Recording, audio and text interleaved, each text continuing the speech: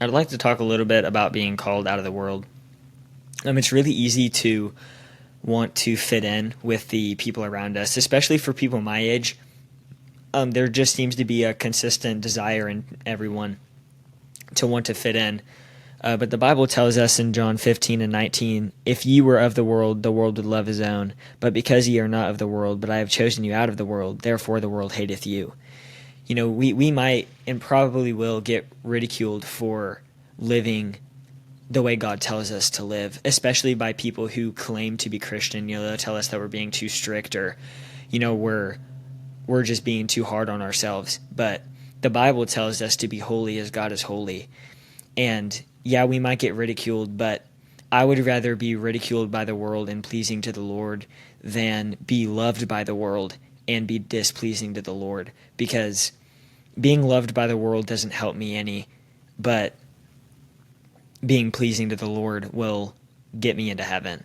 And I think that's what every Christian's goal is. But it's really easy to convince yourself that if I don't post what I'm wearing or what I'm listening to or the activities that I'm doing, that it's okay. But what you do matters no matter where you're at or who you're with. And so, because somebody could see you doing this one specific thing, they'll see you wearing this, and they'll see you claim to be Christian as well, and think that, okay, since they're a Christian, I know they're Christian, that it's okay to do that. But we have to show what the Bible tells us to do. We can claim to be Christian, we can go to church camp, we can post scriptures, but are we living the way the Word tells us to? The Bible tells us to be doers of the Word and not hearers only.